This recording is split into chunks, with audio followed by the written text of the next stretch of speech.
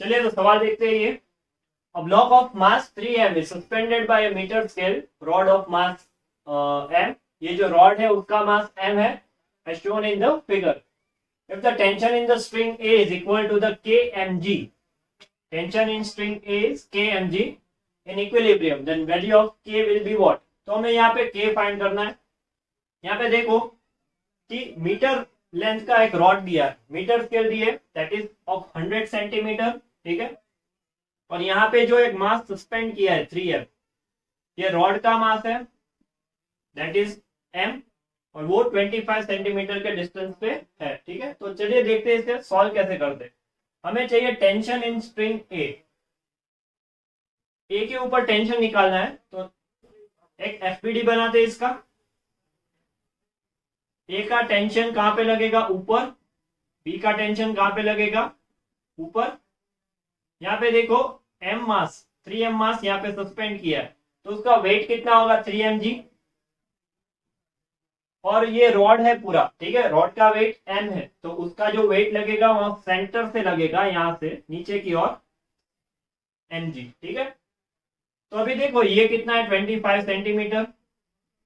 ये कितना है? That is 50 centimetre. पूरा लेंथ दिया है 100 सेंटीमीटर।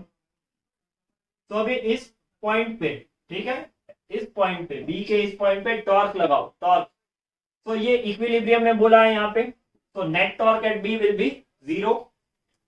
तो the net torque at B that will be 0। तो यहां से साइन कन्वेंशन लेना पड़ेगा। मैं एंटी क्लॉकवाइज पॉजिटिव ले रहा हूं और क्लॉकवाइज को नेगेटिव ले रहा हूं, ठीक है। तो 3mg ये रॉड को m पॉइंट से कैसे घुमाएगा? ऐसे, एंटी क्लॉकवाइज। तो 3mg और उसका डिस्टेंस कितना है? 25। टॉर्क क्या होता है? टॉर्क क्या होता है? Force into distance, perpendicular distance, ठीक है। तो फोर्स नीचे है, ये परपेंडिकुलर डिस्टेंस हुआ, तो ये 3mg इंटू परपेंडिकुलर डिस्टेंस कितना होगा? ये 25 एंटी क्लॉकवाइज, ठीक है। mg को देख लो, रॉड का पूरा जो mass concentrated at the centre, so that is mg acting downward, और ऐसे anti clockwise. So this is plus mg into 50। फिर टेंशन, तो वो ऐसे घुमाएगा इसको, so that is clockwise, TA into perpendicular distance 100, so that will be TA into 100, this will be 0।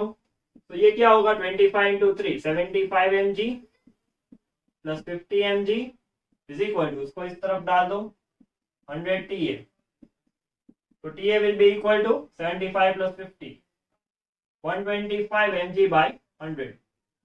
तो this will B 5/4 mg, और वो क्वेश्चन में क्या दिया है? kmg। सो k का वैल्यू क्या आएगा? 5/4। Option A is the right answer, ठीक है। बढ़िया।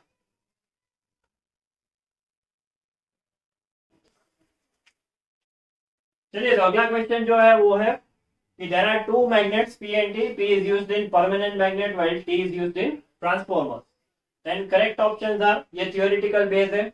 अगर आपने मैग्नेटिज्म एंड मैटर की थियरी अगर पढ़ी है तो ये क्वेश्चन आसान था, ठीक है। अगर नहीं पढ़ा तो आप लॉजिक लगा के भी सॉल्व कर सकते हो, बट ज्यादातर बच्चे कॉन्फिडेंट नहीं रहते अगर पढ़ा नहीं होता थियरी तो। रिटेंटिविटी का मतलब क्या होता है? टू रिटेन मैग्नेटिज्म, वो मैग्नेटिज्म रिटेन कर सकता है, आसानी से छोड़ता नहीं, वो मैग्नेट बने रहता है।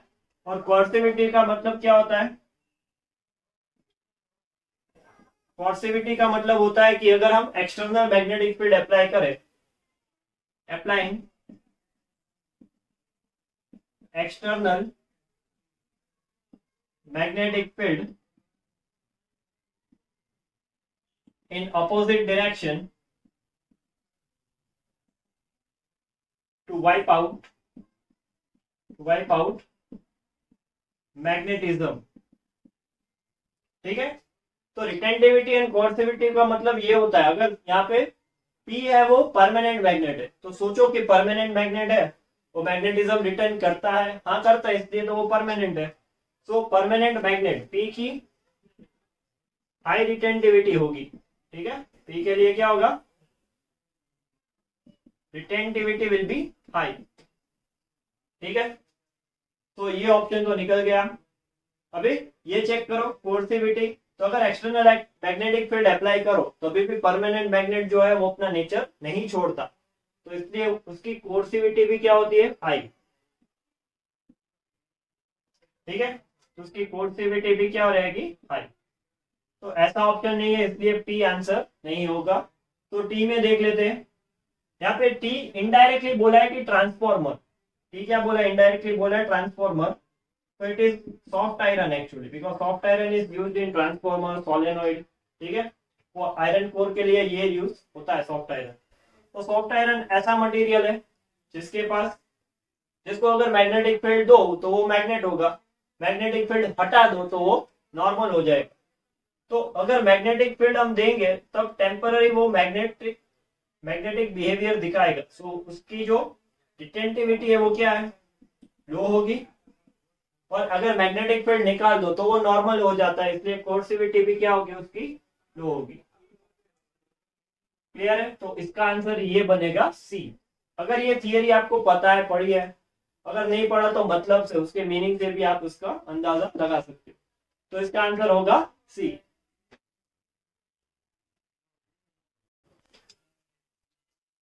चलिए नेक्स्ट क्वेश्चन देखते हैं, यूनिट्स एंड डायमेंशन से ये एक सवाल। If force, velocity and area is considered to be a fundamental physical quantity, then find the dimension of Young's modulus। काफी आसान सवाल रहता है, इस तरह के होते हैं वो।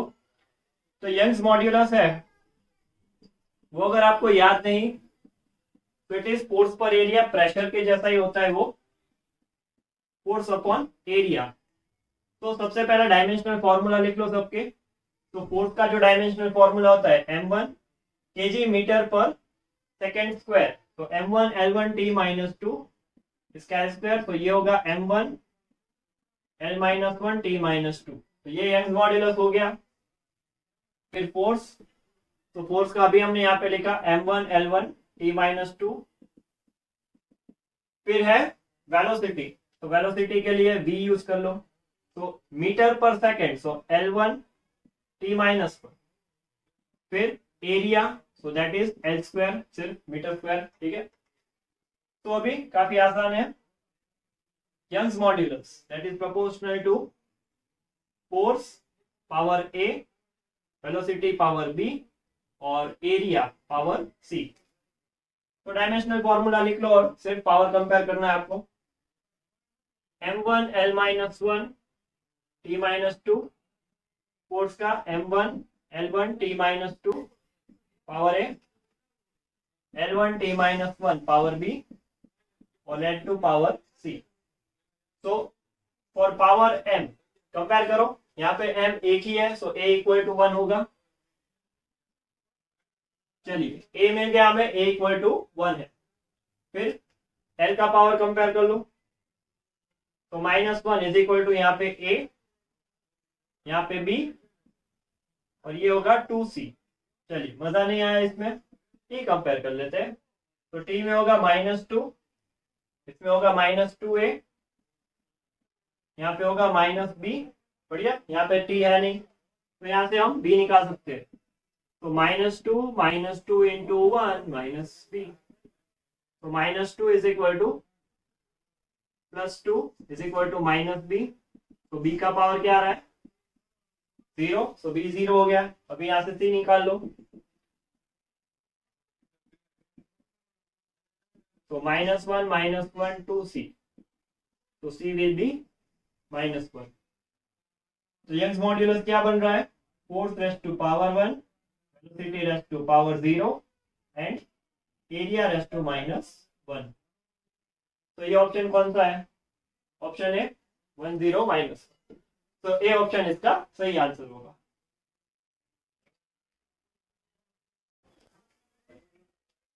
चलिए अगले दो सवाल देखते हैं, थियोरेटिकल बेस्ड है ये भी। Correct order of resistivity for, ये क्या है, एल्यूमिनियम। फिर ये दिया है मर्क्यूरी, ये दिया है कॉपर और ये टंगस्टन। तो देखो यहाँ पे कि रेजिस्टिविटी का ऑर्डर पूछा है, कंडक्टिविटी का नहीं, ठीक है। तो गलती से जल्दबाजी नहीं करनी थी आपको।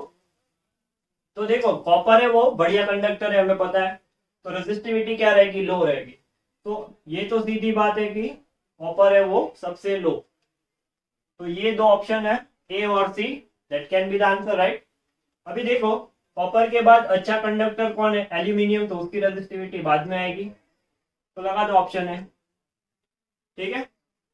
ये टंगस्टन भी देखो फिलामेंट में यूज होता है, बल्ब वगैरह में, ठीक है। तो टंगस्टन भी है, उसके पास रेजिस्टिविटी है, but this is you can say कि उसके पास सबसे ज्यादा रेजिस्टिविटी रहेगी मर्क्यूरी के पास। तो option A is the right answer. Discuss the properties.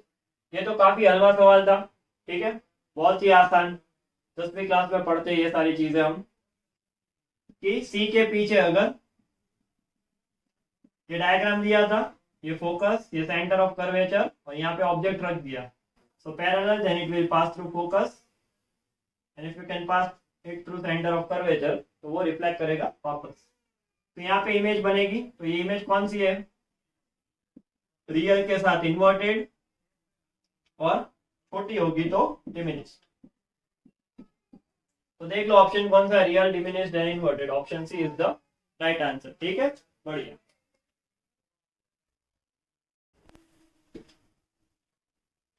चलिए अगला सवाल करते हैं।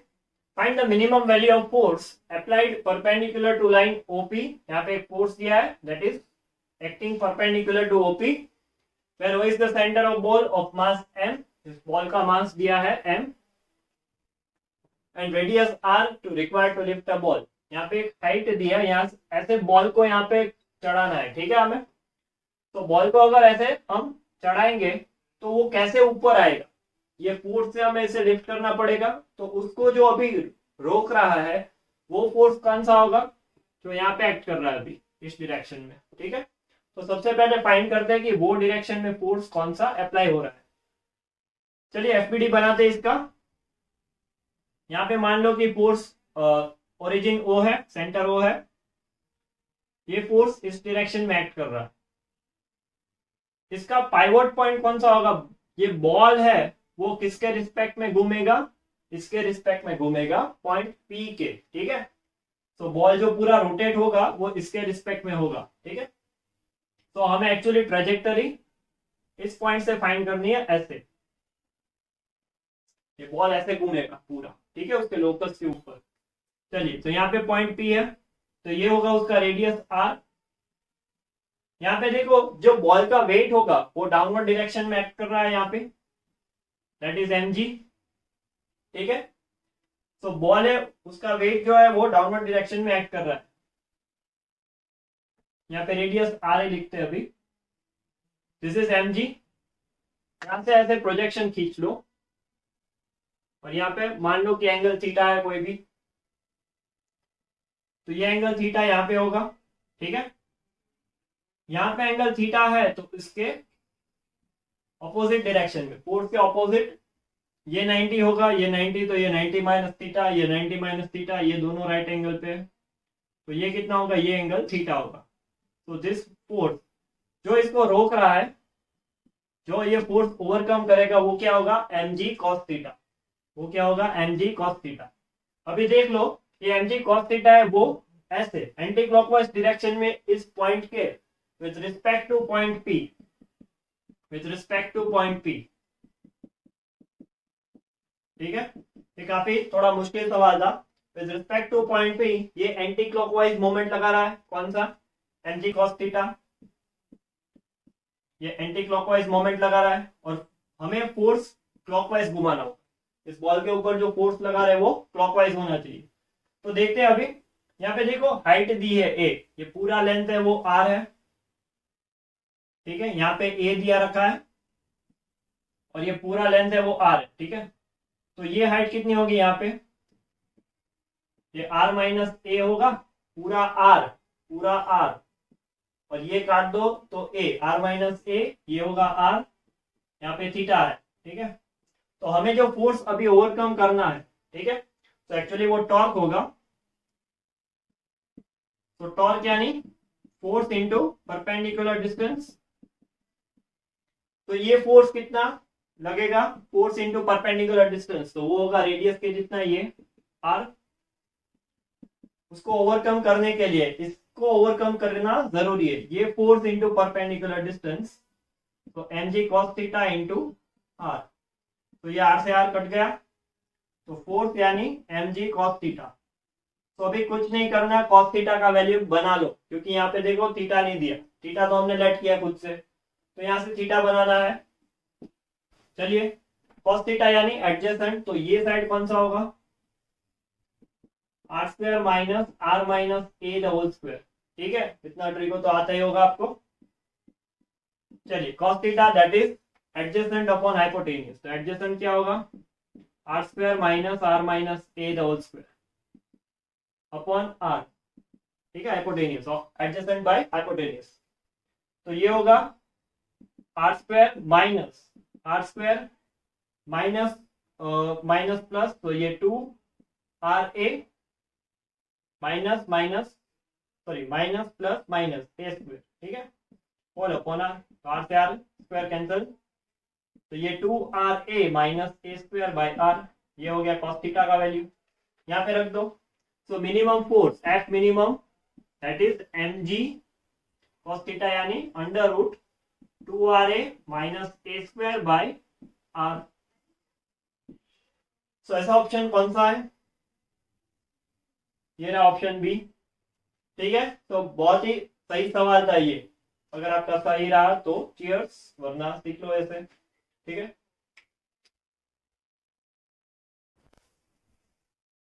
चलिए अगला सवाल करते हैं, बॉडी ऑफ मास है moving with velocity u I caret collides elastically with stationary body of mass 3m as shown. The velocity of m after collision is v j caret as shown. The value of v is, see value of v का हमें u के terms में निकालना है, so this is question of elastic collision in 2 dimension, ठीक है, आई और दे दिया इसलिए 2 डायमेंशन में होगा। तो मान लो कि ऑब्जेक्ट है मास m जिसका वेलोसिटी है u, वो इस डायरेक्शन में मूव कर रहा है, सबसे पहले इसका इनिशियल वेलोसिटी 0 है क्योंकि वो स्टेशनरी है 3m। आफ्टर कॉलिजन मान लो कि ये इस डायरेक्शन में जा रहा है क्योंकि लिखा है j कैरेट, तो इसका वेलोसिटी होगा v, और इसका वेलोसिटी दिया नहीं है, ये होगा v1, और ये v2 मान लो v डैश है, तो कोई एंगल पे जा रहा है, तो ये होगा vx that is v dash cos theta, ये होगा vy that is v dash sin theta. चलिए इतना डेटा है हमारे पास, स्टार्ट करते हैं क्वेश्चन को। By conservation of momentum, x direction में कंजर्वेशन निकालो, तो एक्स डायरेक्शन में क्या होगा, तो सबसे पहले ये एम यू इसका 0 क्योंकि वो मूव नहीं कर रहा है, स्टेशनरी है, वेलोसिटी 0 होगा। Then final momentum x direction में, ये वाई में जा रहा है तो एक्स में 0, इसका मोमेंटम एक्स में 3m, दिस इज vx। चलिए वाई डायरेक्शन में निकाल लो अभी, तो वाई डायरेक्शन में क्या होगा, इनिशियली एक्स में जा रहा है तो 0, ये स्टेशनरी है तो 0, ये ऊपर जा रहा है तो एम वी, और ये नीचे आ रहा है तो direction opposite that is minus 3m vy। चलिए तो यहाँ से m u is equal to 3m vx, m से m काट दो, तो vx is equal to u by 3, ये होगा m v is equal to 3m vy, mm cancel, तो vy is equal to v by 3। चलिए अभी by conservation of kinetic energy कैसे पता लगा, इलास्टिक है, इलास्टिक में क्या रहता है, both momentum and kinetic energy are conserved. Inelastic में काइनेटिक कंजर्व नहीं होता, मोमेंटम तो होता है वैसे। चलिए हाफ मास ले लो m u square, initial velocity इसका 0 है तो वो नहीं लगेगा अभी, ये होगा हाफ फाइनल वेलोसिटी, m मास का फाइनल वेलोसिटी v है, प्लस हाफ 3m मास का फाइनल वेलोसिटी क्या है, दैट इज v डैश। तो यहाँ पे होगा ये v डैश का स्क्वायर। अभी v डैश स्क्वायर ये कैसे निकलेगा, under root of vx square plus vy square. तो therefore v dash square is equal to vx square plus vy square. तो vx vy हमने निकाला हुआ है यहाँ पे, यहाँ मास को कैंसिल कर दो, 2 को घटा दो, तो u square is equal to v square plus 3, ये v डैश कितना होगा, u स्क्वायर बाई 9 प्लस v स्क्वायर बाई 9, 3 को अंदर मल्टीप्लाई कर दो, तो u square is equal to v square plus u square by 3 v square by 3। तो u square minus u square by 3 ये होगा 4v square by 3। So this will be 2u square by 3, 4v square by 3, 3 से 3 cancel 2, तो v square is equal to u square by 2, ठीक है। तो v is equal to u by root 2। चलिए काफी lengthy सवाल था ये, ठीक है। पेशेंस रखना जरूरी है ताकि आप ऐसे सवाल कर पाओ, और कंसेप्चुअली साउंड होना बहुत ही जरूरी है। तो इसका आंसर क्या होगा, option A u by root 2।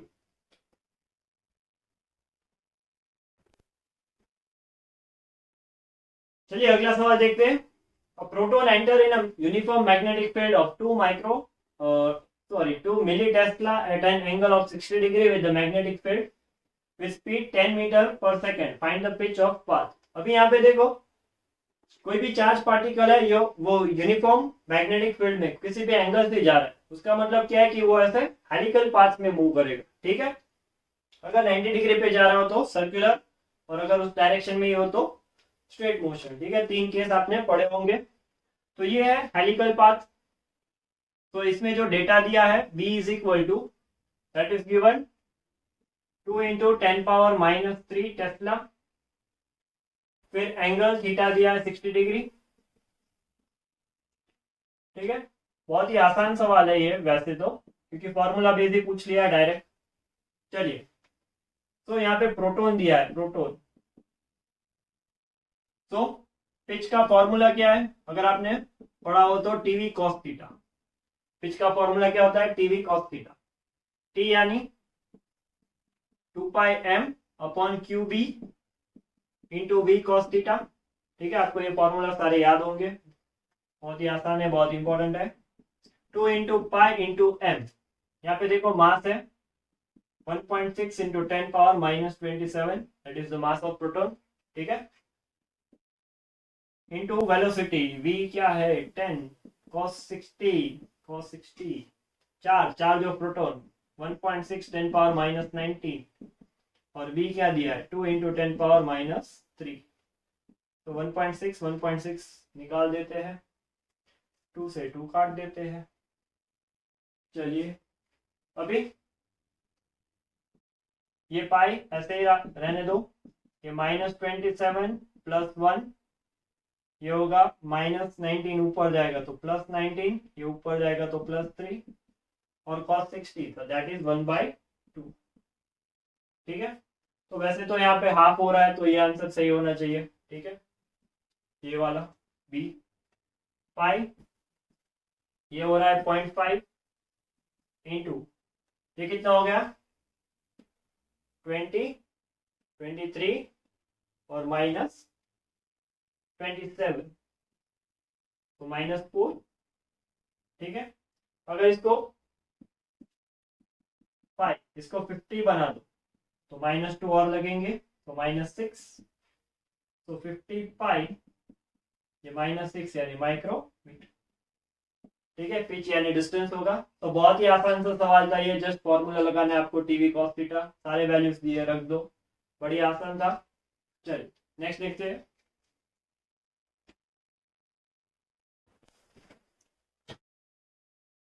चलिए अगला मजेदार सवाल करते हैं, रिलेटिव वेलोसिटी से है ये। 2 trains A and be moving with speed 36 kilometre per our and 72 kilometre per our. तो ए का वेलोसिटी है 36 किलोमीटर पर आवर, जो होगा 36 इंटू 5/18, तो 10 मीटर पर सेकेंड, और वी भी है 72 किलोमीटर पर आवर। तो ये होगा 20 metre per second respectively in opposite direction. तो दोनों जो ट्रेन है, ये मान लो ए ट्रेन है, ठीक है, ये ए है, वो इस डायरेक्शन में चल रही है, तो वी ए हो गया 10 मीटर पर सेकेंड। और यहाँ पे मान लो दूसरी ट्रेन है बी, वो इस डायरेक्शन में चल रही है, तो वी बी हो जाएगा 20 metre per second.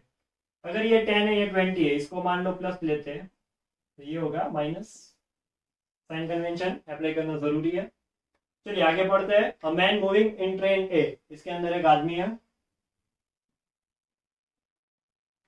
With a speed of 1.8 kilometre per hour opposite to direction of A. A से चल रही है, तो ये आदमी ऐसे चल रहा है, तो इसका वेलोसिटी मैन का कितना होगा, Vm is equal to 1.8 kilometre per hour. ये हो गया 0.5 मीटर पर सेकेंड, ये प्लस ये माइनस ये माइनस, ठीक है, क्योंकि ट्रेन बी और आदमी वो दोनों इस तरफ जा रहे हैं, ट्रेन ए इस तरफ आ रही है। तो velocity of man as seen from train B, ठीक है, तो velocity of man with respect to B find करना है। तो man with respect to A plus A with respect to B, simple.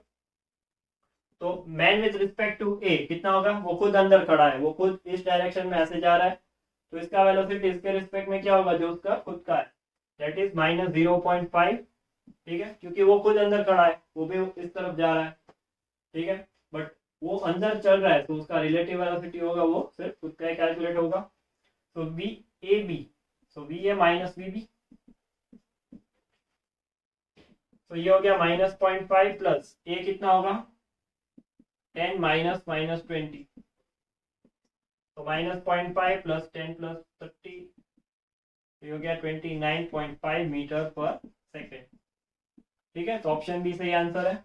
ये तो हमने फॉर्मूले से किया, डायरेक्टली देख लो, ऐसे भी सोच सकते हो आप कि वी बी है, ये ट्रेन बी है, उसके लिए ए का रिलेटिव वेलोसिटी क्या होगा 30, 20 प्लस 10, ठीक है, क्योंकि रिलेटिव वेलोसिटी ऑपोजिट डायरेक्शन में ऐड होता है और सेम डायरेक्शन में सबट्रैक्ट होता है, क्लियर है।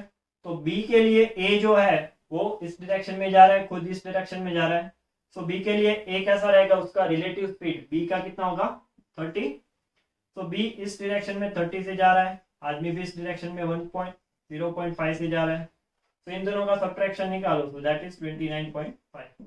तो फॉर्मूले से भी होता है और कंसेप्चुअली लॉजिक लगाओ तो भी आंसर सही आएगा, ठीक है। तो बढ़िया सवाल था, और ये भी आसान सवाल था।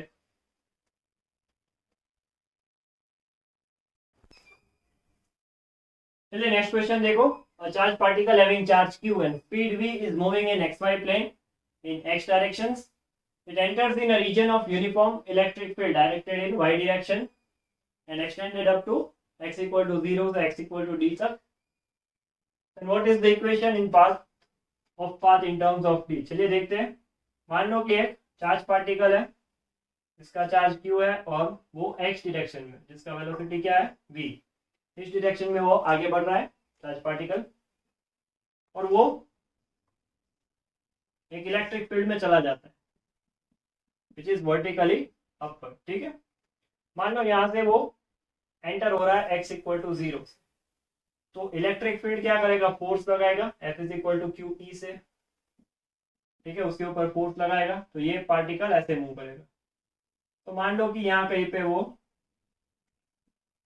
x is equal to d पे आके रुका है यहाँ पे, ठीक है। सो ये जो डिस्टेंस है d वो हमें फाइंड करना है। ये हाइट हो गई y, ये हाइट हो गई y, और ये डिस्टेंस हो गया d, तो ये पॉइंट यहाँ पे dy, ये फाइंड करो। चलिए करते हैं।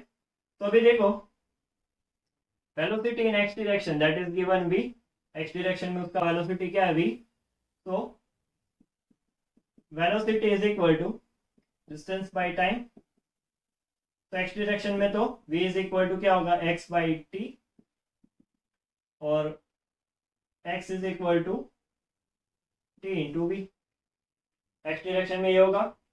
y डायरेक्शन में देखो, y डायरेक्शन में कोई भी वेलोसिटी नहीं है, तो s is equal to u t plus half a t square लगाओ, तो ये तो निकल जाएगा क्योंकि वाई डायरेक्शन में कोई वेलोसिटी नहीं है।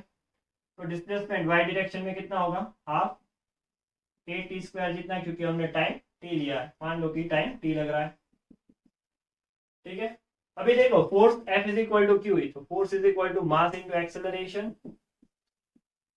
तो ये Q E by M A, तो ए कितना होगा क्यू ई बाई एम, तो यहाँ पे लगा दो, तो y is equal to half q E by m, यहाँ से t को उठा लो, t is equal to x by v, ये होगा x square by v square, और x is equal to d, y will be half q E by m d square by v square, हो गया खत्म। Option A is the right answer, ठीक है। थोड़ा छोटा सा सवाल था बट लॉजिक बहुत था इस क्वेश्चन में, ठीक है।